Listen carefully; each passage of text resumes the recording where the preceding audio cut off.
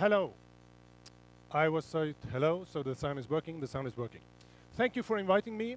I'm a TV producer working in a Norwegian broadcast company. I'm slow. I'm modest. I'm a bit skeptical.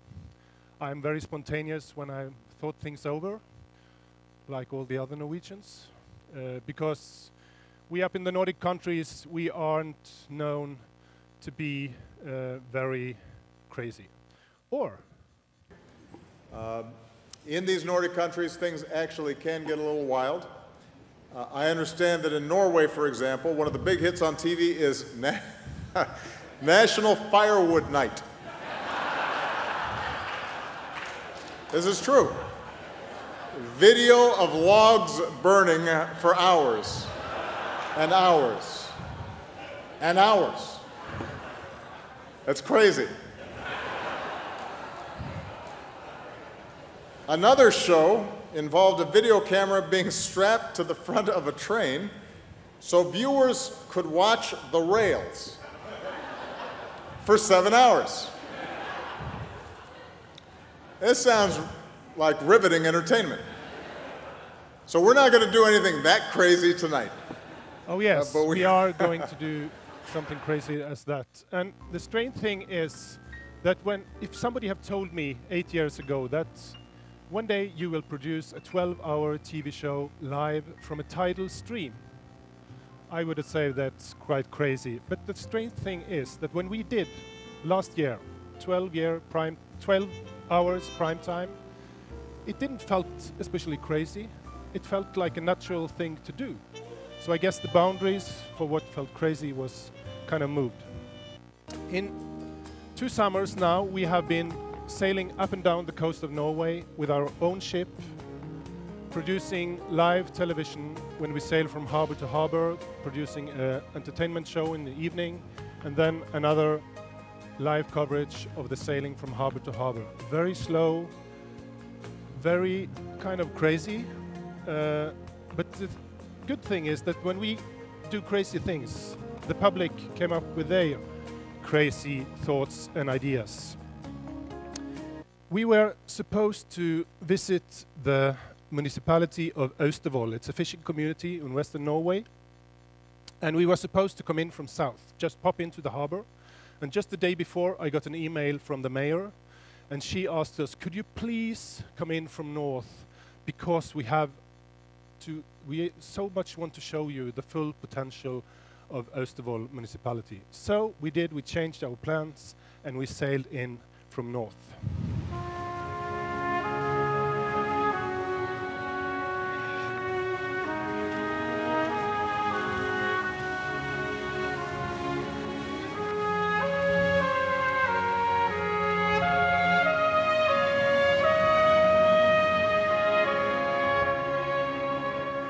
And there we were, 60 persons from Norwegian Broadcasting Company on deck, crying with tears over 12 fishing vessels. I've never ever thought I would cry over fishing vessels, but this was tremendous, and I'm so grateful for the public in Austevoll. The summer boat shows have been a tremendous success for NRK. And what's the secret behind? It's, of course, the people behind. The people in NRK working together, working across functions, and working together really strong in a very luxurious environment with a lot of space, trying to make TV, and working together across office and functions in NRK gives us very good result.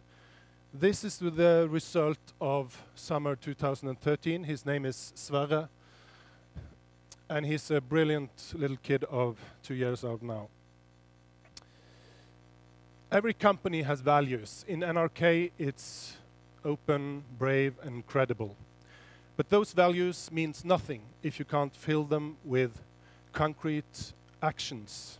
So we spend a lot of time filling those values with concrete action, such concrete as always wave when you're on deck, always be thankful, grateful, say hello to the people living at the places we're visiting.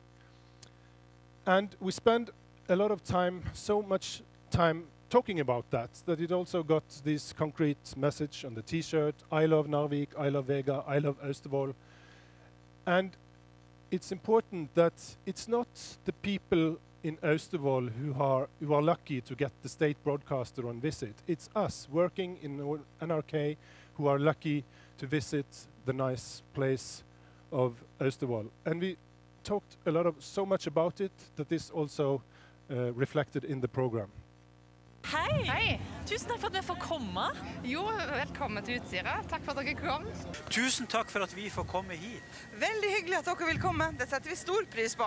Tusen takk for at vi fikk lov til å komme hit. Tusen takk for at vi får komme hit. Ja, det skulle bare mangle. Tusen takk for at vi får komme til Haugesund. For ei T-skjorte. Ja, hjertelig velkommen. For en mann. Jo, takk. Det var veldig stas at vi fikk lov til å...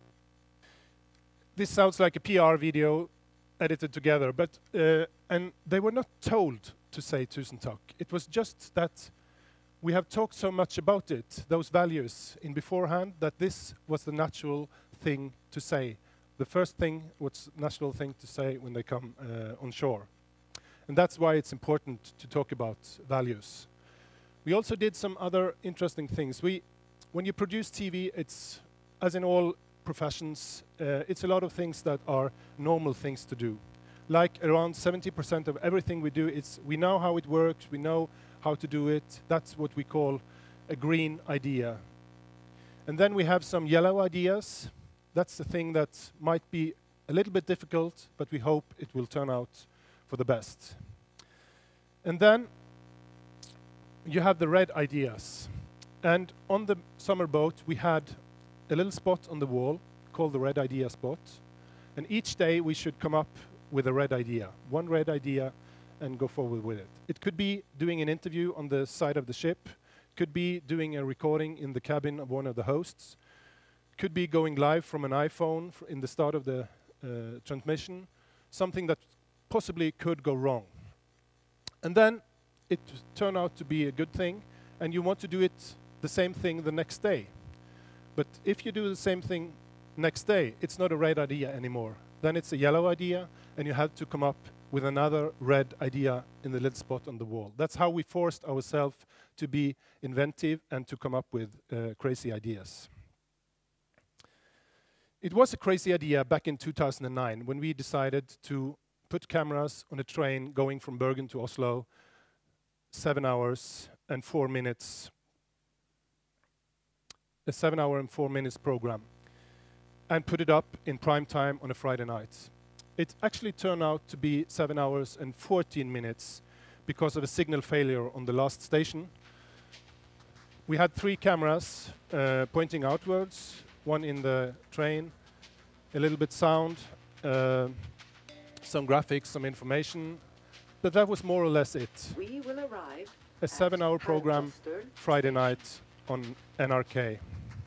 And we thought, yes, now we have made the perfect program for like 2,000 transporters. But this was far more popular. 1.2 million Norwegians watched part of this program. And this is the 5 biggest channel in Norway on a Friday night. And you can see NRK2, it's a small niche channel over here. And look what's happening when we put up the Bergen Railway show on a Friday night. 1.2 million watched it. And when the main show on the main channel was finished, the host said, on our second channel, the train has now reached Myrdal station. You can see the public just jump on the train to follow the journey.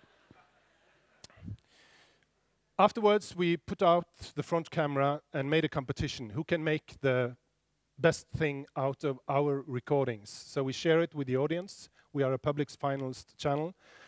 Got a lot of interesting things back, like this. It's 7-hour in ASCII code. That might be for the very interested in people. This one is quite good.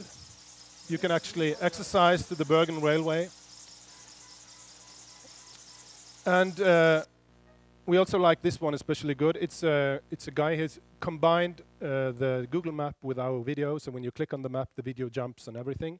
And since this was shared with Creative Commons, we could take his idea back and use that in our next project. Our next project was doing the coastal ship, the Hurtigruten journey from Bergen to Kirkenes. It takes 5.5 days, and we wanted to do this live because the Bergen Railway Show was a recorded show, and when we was on one of the stations, there was this journalist. He walks in front of the train, he takes this picture of us, and we are sitting in the editing room watching this picture, and we say to ourselves, what if more people were on that, knew that we were on that train? How would the station look like then? So that's when we decided that our next project, it has to be live. We wanted to sail along the coast, meet the people, and that the people should know that we were there. And the people showed up in millions. 3.2 million Norwegian watched part of the show during those 5.5 days. 5.5 days non-stop, no news, no commercial, no nothing else but the journey for 5.5 days. On the screen, on the fjord at the same time. We wanted also some special pictures, like this hypnotic picture of the tracks coming on. So this is my sketch from February 2011. And when you give this to professional people in my organization, you get something back that you possibly couldn't figure out yourself, and with very clever solutions. Vi kjører det opp og ned. Denne drillen Norges viktigste akkurat nå. Den styrer nemlig høyden på et avansert baukamera i NRKs liveproduksjon, og et av 11 kamera som skaper fantastiske bilder fra MS Nord-Norge. Det 8 tauer som holder dette stabilt. Jeg jobber jo bare med litt spesielle kameraløsninger og sånt, så det jo bare et verktøy du bruker nå i en annen sammenheng enn det du pleier å bruke det. So, this was the 4 biggest channel in Norway, June 2011, and when you put NRK2 on top of it, you can see how the audience liked this.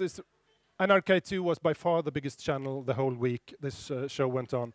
And even the passengers on board, mostly like Germans and Italian tourists, they choose to watch on the telly instead of turning 90 degrees and watch out the window. And I had to have a pint of Guinness when we finally were accepted as the longest documentary ever produced, 134 hours, 42 minutes and 45 seconds. Yeah.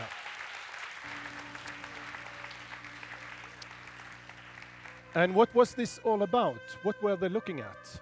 I think slow TV stands out because it's so different to other TV programming. We take the viewers on a journey that's happening right here, right now, in real time. And it's important for us that it's well produced, it's on TV, it's in prime time, and it's happening just live and here now, and everything is there. The boring part, the interesting part, and you as a viewer has to find out what's boring and what's interesting, just as in life.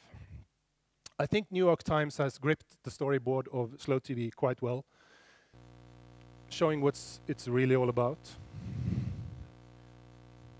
And a dramatic curve in TV production doesn't have to be very complicated. I think it's as easy as this. If I stop the picture here, you will be kind of disappointed because you want to go into the tunnel. You want to see what's in the tunnel. Although you, of course, you know what's like in there. It's dark, you knew it. But you want to go in there. And if I stop the picture now, you will be even more disappointed because you want to go out and see the daylight outside. Of course, you know exactly how it looks like, but nevertheless, you want to go there. I don't think dramaturgy has to be more complicated than that. What's behind the next curve? Since that, we have done slow TV on many different subjects, like 18 hours of live salmon fishing. It took 3 hours before we got the first fish. We have sang the whole hymn book of Norway from number 1 to 899. We spent 60 hours singing those hymns with 200 choirs from all over Norway. And we have done the 12-hour show from the world of Minecraft. it's a virtual world, but it is still a very exciting world to just flow around, and hundreds of kids building buildings around us as we were there live on television. And it's also have made us brave in other programming. I don't think without this history of slow TV that we ever would have given 200 minutes to a professor from Bergen to give a lecture about the Constitution of Norway. 200 minutes live. And why is this slow TV? I think it's slow TV because this professor is a great smoker, and when he have his smoking breaks, we don't cut the camera, we follow him out on the streets, having the smoke with him and go back in again. It's all live, it's all there, the interesting parts and the boring parts, and you have to find what's interesting for you. And of course the National Firewood Night, 4 hours of wood stacking and the subject of wood, and then 8 hours of a burning fireplace. And the whole world think that the Norwegians are quite crazy. I've got my eye on a wildly popular program from Norway called National Firewood Night, which consisted of mostly people in parkas chatting and chopping in the woods, and then 8 hours of a fire burning in a fireplace. It destroyed the other top Norwegian shows like So You Think You Can Watch Paint Dry and The Amazing Glacier Race. And get this, almost 20% of the Norwegian population tuned in. 20%. And in April this year, we are going to follow hundreds of reindeers from their winter field to the summer field. It will take us 5, 6, 7 days. We don't know yet. And we don't know exactly if we are going to make it, but hopefully we are going to make it, and that's how we like to work. This is truly a red idea, and the red ideas are inspiring us a lot. So what's important making these programs, making slow TV, it's make yourself tools that force you to be inventive and come up with crazy ideas. Give the work to people that are clever, more clever than you, come up with better ideas than you do yourself, and talk a lot about values and the important values of the program you are producing. But most of all, you have to answer yes to the most important question in my profession, and that's, can you guess it? Is it fun? Thank you.